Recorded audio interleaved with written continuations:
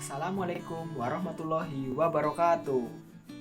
Kembali lagi di channel Marsa Subiakto.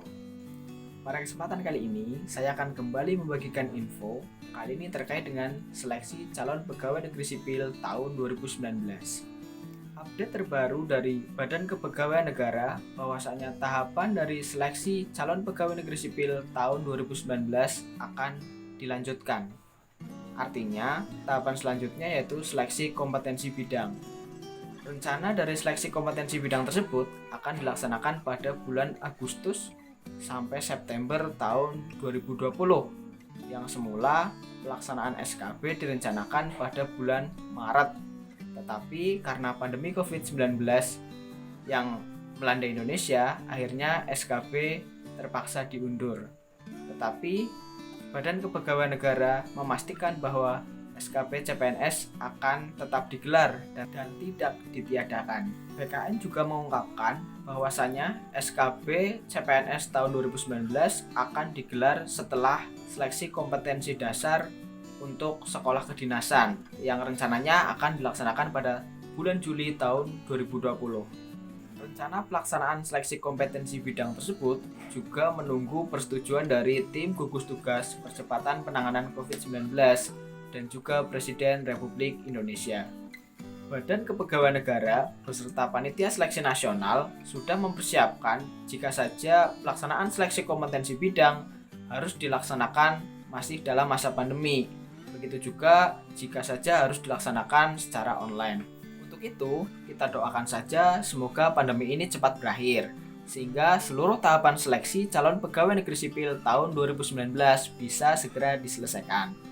Untuk teman-teman yang dinyatakan lolos ke tahapan seleksi kompetensi bidang, tentunya harus mulai mempersiapkan diri. Mungkin banyak dari teman-teman yang bertanya, persiapan SKB mulai dari mana sih? Untuk itu, pada kesempatan kali ini saya akan membagikan sedikit tips terkait dengan persiapan SKB mulai dari awal. Langsung saja, mari kita simak videonya. Langkah pertama yang harus teman-teman lakukan yaitu cari tahu kisi-kisi dan buat komitmen. Kisi-kisi seleksi kompetensi bidang calon pegawai negeri sipil bisa teman-teman dapatkan dari website terkait atau instansi yang menyelenggarakan CPNS. Kemudian teman-teman bisa mencari kisi-kisi dari grup SKB CPNS, buku SKB CPNS, bimbel maupun search engine Google ataupun dari YouTube. Setelah teman-teman mendapatkan kisi-kisi tersebut, teman-teman harus buat komitmen bahwa setiap hari teman-teman harus menyiapkan waktunya untuk belajar SKB CPNS dan hal tersebut harus dilakukan secara kontinu. Langkah kedua yang harus teman-teman lakukan yaitu kumpulkan materi yang berkaitan dengan kisi-kisi. Materi tersebut bisa teman-teman dapatkan melalui website, instansi yang teman-teman lamar, kemudian bisa melalui grup SKB CPNS, bimbel SKB CPNS, melalui buku SKB CPNS maupun melalui search engine Google dan YouTube. Selain itu, teman-teman juga bisa mendapatkan materi dari manapun. Yang penting, teman-teman yakin materi tersebut bisa dipertanggungjawabkan. Langkah ketiga yang harus teman-teman lakukan yaitu rangkum materi tersebut sehingga mudah untuk dipelajari. Caranya bisa dilakukan dengan membuat mapping, kemudian bisa dirangkum dalam buku kecil. Usahakan rangkuman tersebut dibuat dengan singkat, padat, dan jelas.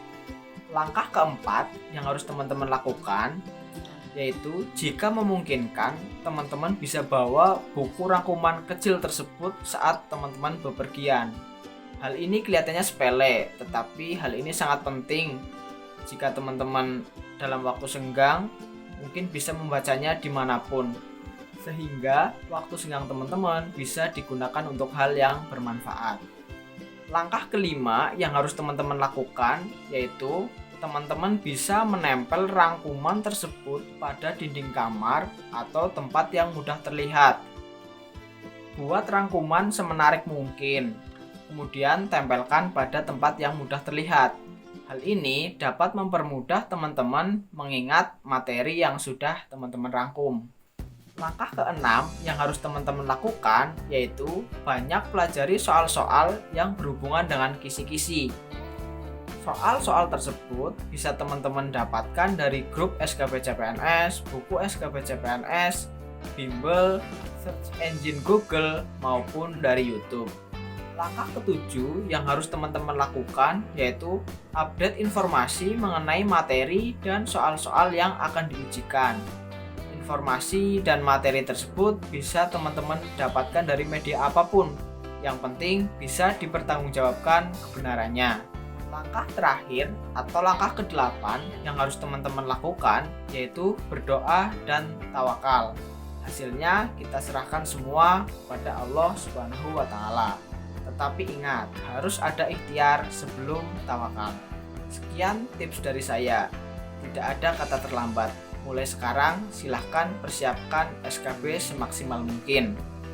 Untuk video selanjutnya, saya akan membagikan kisi-kisi terkait dengan SKB keperawatan.